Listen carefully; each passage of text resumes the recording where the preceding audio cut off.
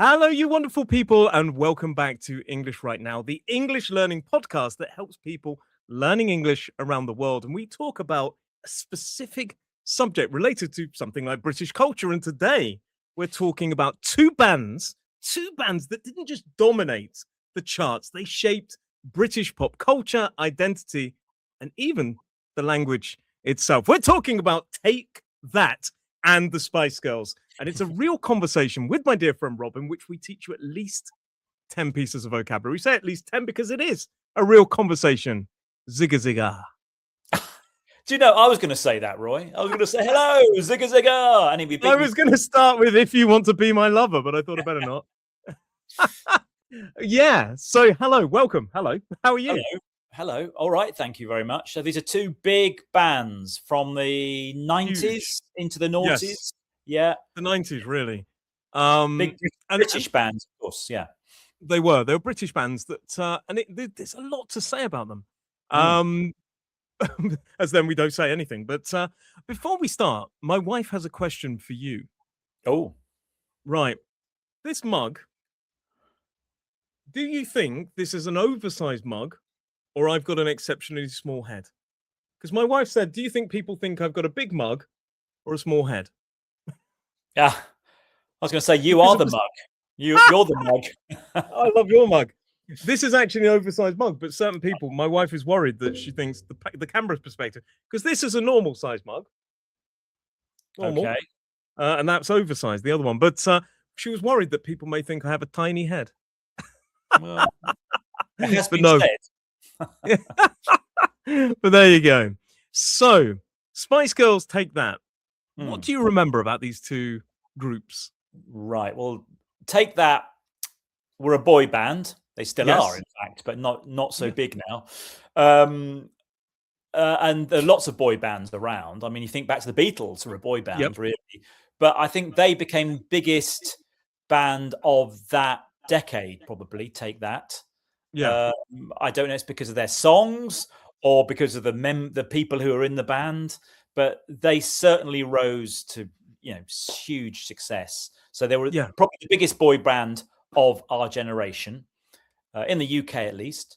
And then the Spice Girls were a girl band, and they were probably the biggest girl band of our generation in the UK at least. Yeah. It's interesting you say about like the Beatles, because a lot of people say, weren't the Beatles a boy band? And it's not what we really call a boy band. They were pop. They were both pop. But because the Beatles played musical instruments, they seem as more of a kind of group. Yes. Whereas we use the term boy band and girl band to refer to kind of singers that don't really play instruments. They're just kind of singing as a group. And in the case of Take That and the Spice Girls, there were 5 of them. 5 boys in Take That and 5 girls in the Spice Girls. And so they didn't play any musical instruments. They just kind of sang. And Take That. Do you remember who was in Take That? I can help you if you need it. Well, the biggest stars were Robbie Williams, Gary Barlow, Jason Orange. Now I'm running a bit short. Howard Donald, and Mark Owen. Mark Owen, yes, that's right. And they were formed in the 1990s. In 1990, actually, right at the start of the decade, in 1990 in Manchester. And I think Jason Orange and Howard, they were originally sort of more dancers. They were dancers, whereas the other 3.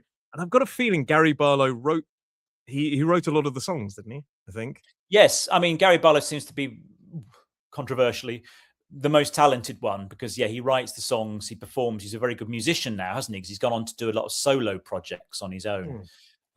So I think he was maybe the most talented one. But yeah. I think maybe in terms of writing for a group, but then again, Robbie Williams went on to have a really successful solo career. Yeah. I mean, he sang things like Millennium and Angel, and he seemed to be the one that had the most success by leaving. Gary Barlow, less so. And the rest of them, not really. I think Mark Owen maybe did. I struggle to really think. Yeah, I think they've all dabbled, tried solo careers, but not all of them have been as successful as Robbie Williams. Yeah. but Robbie was, and Robbie was phenomenal. I mean, all of them, both the Spice Girls and Take That, were what we would call a cultural phenomenon. This is a key piece of vocabulary. It's something that becomes extremely popular and influential in society, and it's something like a bit stand out. So, the Spice Girls weren't just a band, they were a cultural phenomenon. Yeah. And they relied quite heavily, especially the Spice Girls, on sort of cultural symbolism. They when something represents wider social ideas or values, and particularly Spice Girls, they were all the girl power. Do you remember that? Yeah. That was girl a big power. It was empowering for girls.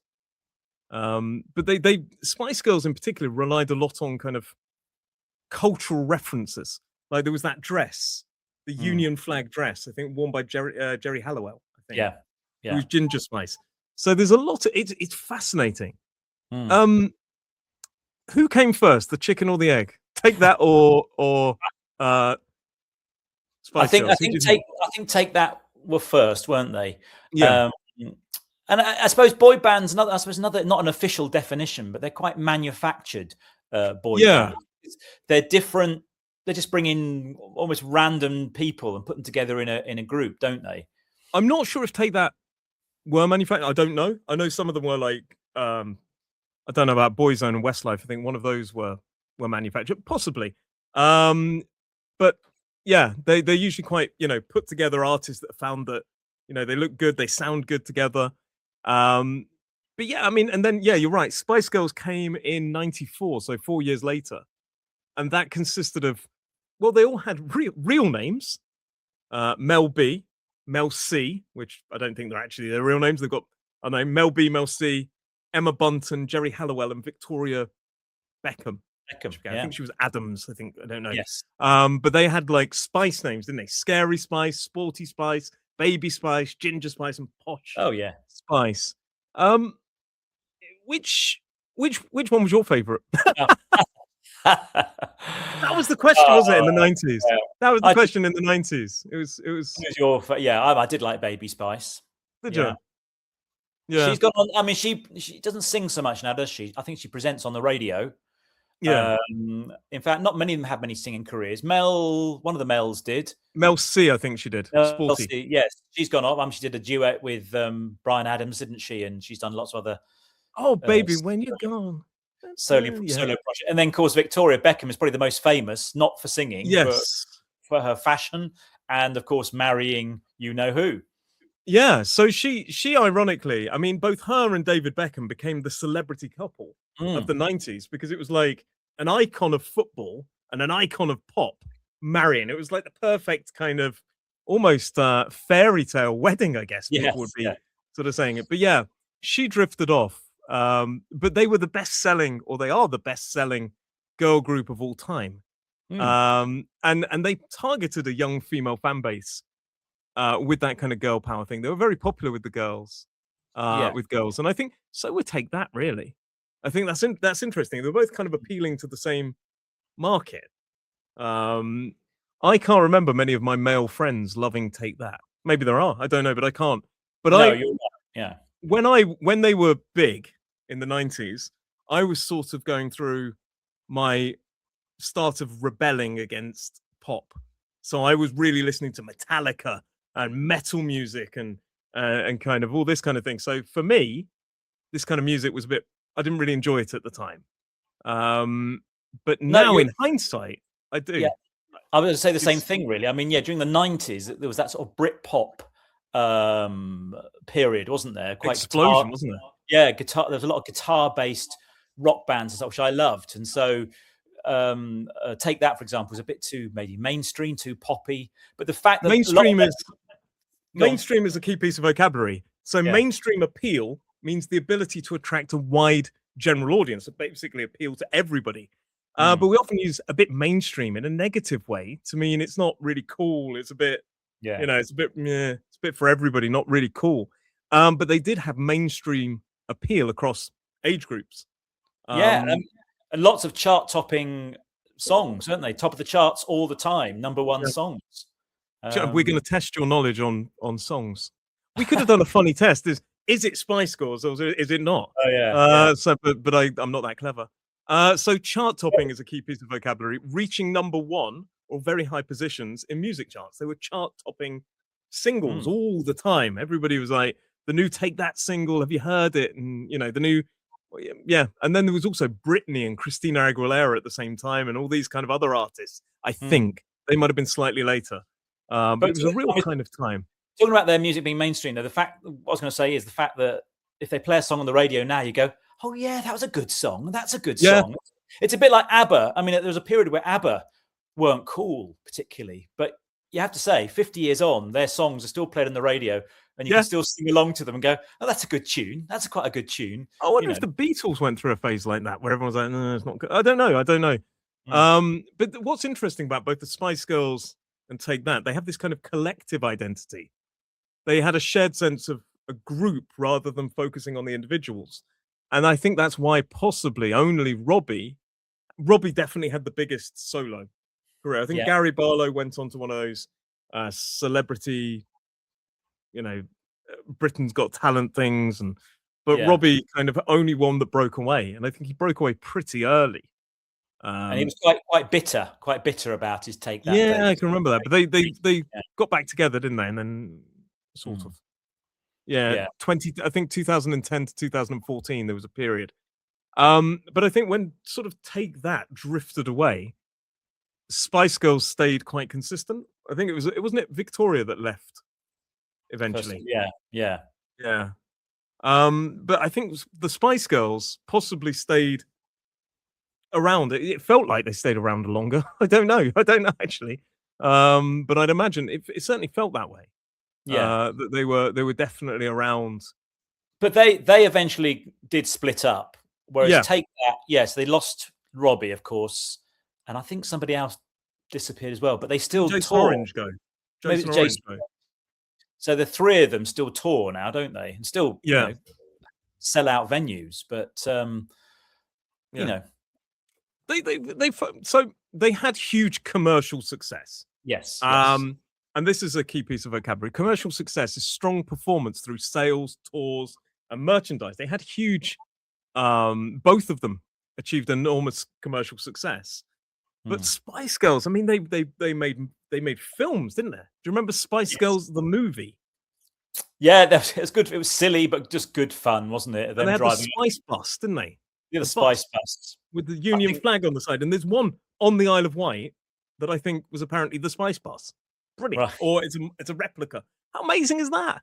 I mean, they're both bands, but had huge commercial success, didn't they? I mean, they just made millions for a while. And I suppose you say good luck to them, really. At the time, they were cashing in on this success and stuff. But I think we need to talk about media saturation, really. So a key piece of vocabulary, again, it's when something appears constantly across TV, radio, magazines, and advertising. They reach this level of sort of media saturation, which is seen as a bit like, oh God, you get a bit tired of them. And this happens quite a bit. And by the late 90s, the Spice Girls have sort of reached this level where they were just everywhere. And I think people got a bit, maybe ready for something new. I think that's a nice way of saying it. Weary, yes. I mean, music goes through different periods, doesn't it? And maybe their period was over, possibly. Yeah. And like I say, they had mass appeal, which means popularity that cuts across social, cultural, and age boundaries. But people get ready for something new. Generations change. And we're going to talk about the pop cultural legacy. So this is the lasting influence that the bands or artists have after their peak popularity. The Beatles have a huge pop cultural legacy, and so did Take That and Spice Girls. So it's still there. A lot of bands, I mean, like One Direction, and that's it. Westlife, Boyzone, like all of these kind of boy bands and girl bands that have come. A lot of them owe something to Take That, and because they took the world by storm. If you take something by storm, it means it really kind of captures the mood of the time. Yeah. What's interesting, actually, Roy, is it's before the time of social media, wasn't it? So then the only way they could really promote themselves was radio and TV, or going out and touring, So they had to work hard and to promote themselves. But also you could argue maybe there was less competition from new sort of startups who can now promote themselves on social media.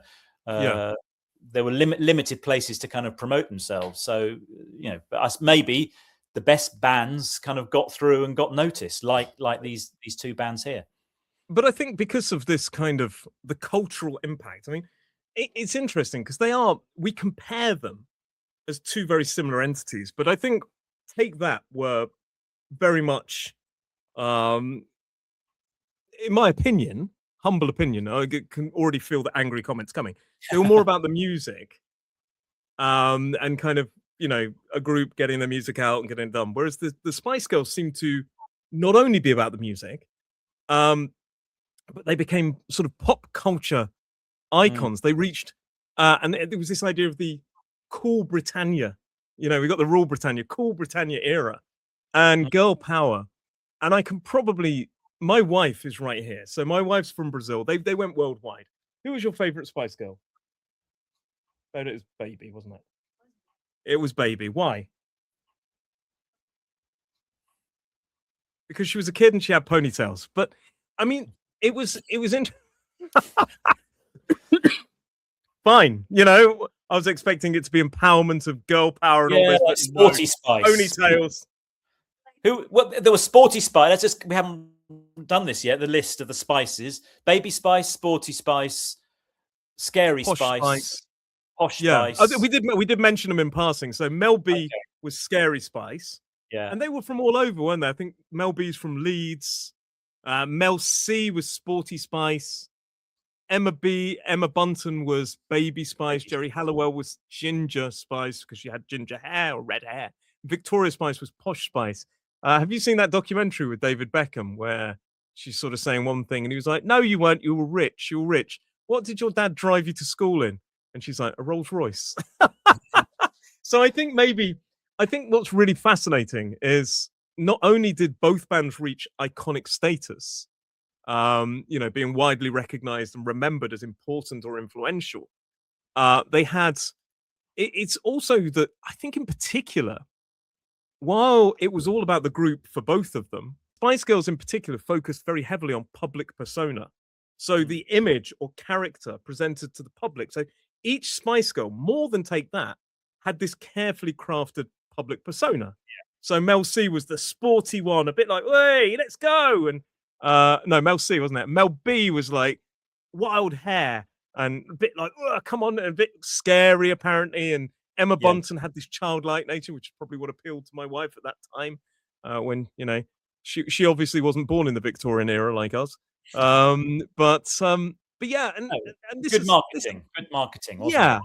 More so than Take That, I think. Take That was like a kind of, we'd say, a trailblazer, somebody who set the way for others to come in some ways. But Spice Girls probably saw that and repackaged that as girls, but relied on this kind of girl power, Cool Britannia.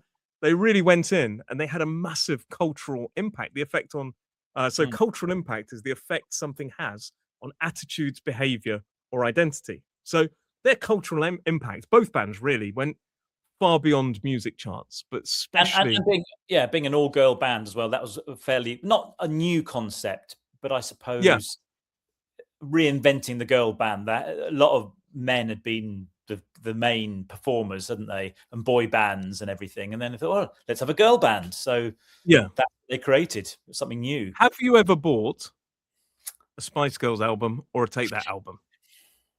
No. Shame. No. Neither have I. My wife has. Luciana has. Okay. Yeah. My wife in the next episode. My wife has all the Take That albums, so I can borrow hers. Yeah. So, who do you think you could probably name more songs from? Take That or Spice Girls? Take That, probably. Yeah. Right. So, what Spice Girls song do you remember? Well, there was the Zigga Zigga. If You Want to Be My Lover. Wannabe, wasn't it? Wannabe. Wannabe. Yes. And that actually became a a cultural piece of not only were people going girl power, which is how they shape language. I think a lot of people said, "Oh, he's such a wannabe. He's such a wannabe." That came, that sort of shaped. People were saying "zigga zigga" and whatever that meant. Well, I've But yeah, there heard. was "Wannabe." Mhm. What that was their first single, I think. Right. Yeah. Spice Up Your Life. That was a real Yes. high-powered, high energy song. Spice Up Your Life. Every boy and every girl, spice up your life, you know. Yeah. I obviously like the kind of more downbeat ones because I remember Viva Forever. And they did Remember one that one? about, yeah, I do. And they did one about mothers. I think was it called Mama I Love You or something? Yeah, or just Mama. I don't Mama. know. Yeah. Do you remember Who Do You Think You Are? Oh yeah. Yes, I do now. Yeah. We're You've going to got be the lyrics Googling it out. afterwards. We're on YouTube dancing away. Spice up your life. And that's the ironic thing. Now we're in our late 20s, Rob. Yeah. I always say I'm in my late 20s because that just covers any age after 20, doesn't it, really?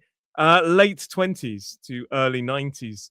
What about think some, we could what get about some away Take with- That songs and on your list you've got written Go down? on. I mean, I was going to say Two Become One as well. Oh yes, for Spice Girls, and I think Say You'll Be There. Yeah, Take That is a band that I had to remind myself, I had to refresh my memory before we did this podcast because I could instantly comes on the radio, I'll be like, Take That, love that song. That's a brilliant song, actually. But I don't think I could have named Take That songs without a little bit of a refresh. So, which ones do you know? I can remember there's one called Pray. Yes, yeah, I do remember that. Well, I think there's one called Stay as well. Was that not E17? Stay now. Go Pray. away. There's another band as well. E17. Well, that's for another podcast. Yeah.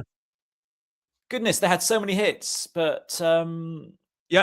You see, this is the same issue I had, so I can tell you a few because I basically refreshed my memory. But I had the same thing. I was like, oh yeah, Take That. The song's like so Shine. Oh yes. Shine. Back for Good. How could we forget Back for Good? Yeah, you see. Want You Back for Good. Back for Good. My wife is watching this as I'm singing Take That, and she's appalled. Could It Be Magic? Oh yes, yeah. That was a cover of the Barry Manilow song, wasn't it? I think. Was it? I didn't know that. There you go. Oh, so we're getting across them all. But Rule the World. Oh yes, I do remember that one. Yeah. Have a Little Patience, or just Patience, as the song was called. And finally, Relight My Fire. Oh yes, which they did. Yes, there you go. Who was it who came? Lulu, the singer Lulu from the 60s came on and sang on that one, didn't she? She did a little kind of bit in the middle. Yes. What I will say about these two bands, by the way, I think what made them famous, because they went on tour a lot and they really did put on a good show, didn't they? I think that's also what made them famous. They put on these spectacular shows of dance and light and stuff like that. And I think that got people talking about them. But the one thing I would say about Take That and Spice Girls is they create a lot of kind of tribute acts. These are bands that kind of they form it. And I think there's one called Fake That. Yeah. But one thing I would say, if I watched Take That on tour or whatever live, I would recognize every single song. Guarantee. Mm-hmm. Couldn't tell you the names of them now. But they've paved the way, as I say, for One Direction. But there was a huge boom in the 90s of boy bands and girl bands. There was the one, perhaps my wife can help me, the one which was Beyonce was in. Destiny's Child. Oh yeah. There was also like NSYNC, Backstreet Boys. They were all Americans, but it all sort of came around from memory around the same time. Atomic Kitten of the Sugar Babes. Atomic Kitten, Sugar Babes in England. Eternal. Yeah, we sort of. Eternal. Yeah. Great time. Oh, going back in time to the 1990s. But well, I think that's. I think they are a massive part, and maybe in the comments below, people could let us know who do you prefer. Spice Girls, Take That. Which songs are your favorite? Because everybody has a favorite song, even if it's not your favorite genre of music. I think everybody's got a song that are like, oh, because that song by Take That they did a few years ago, I still think that's really the one they're like, that one. I don't know. That was awful, wasn't it? Let's never speak of that again. But it's still like, and Patience. There's still great songs that maybe I wouldn't listen to by choice so much, but if it came on, I'd be like singing away. Yeah, no, but it's interesting just to finish off to say that obviously these were big British bands, and it'd be quite interesting to know how big they were around the world. So have people out there really heard of them? But were they big around the world, or was it just a British? People are like, take that? Take what? The Who? Oh, the Who! I've heard of the Who. You know, yeah. Did they reach the levels of success around the world? I know Spice Girls did, because Brazil is representing right now. Okay. Brazil and England, Spice Girls. Have you heard of Take That as well? Yes. Were they big in Brazil? Spice Girls were bigger in Brazil, apparently, according to my wife, who speaks on, like we do. We speak on the behalf of the entire British population. My wife now speaks on behalf of the entirety of Brazil. So, any angry comments about my wife's comment there, please do let us know. But yeah, so let us know in the comments below your favorite Spice Girl or Spice Girls, or you know, maybe it's a solo song, because Mel C had a career and Jerry had a career afterwards. But let us know. And of course, if you want to learn even more about this lesson or buy us a coffee, you can click on the link to support this podcast below. But thank you very much, Rob. I can't think of any Spice Girls reference, but just have a little patience. I'll just you go shine, Rob. I'll go and zig a cigar. All right. Hey, with that comment, you'll rule the world, because I think it could be magic. Yeah. It's all I've got. Anyway, hopefully you'll be back next time, back for good. But I'll see you very, very soon. Rob, thank you very much. Everybody, thank you very much for listening to this podcast. And of course, Rob, thank you very much as well. It's been an absolute pleasure. You're welcome. See you next time. Take care. Bye.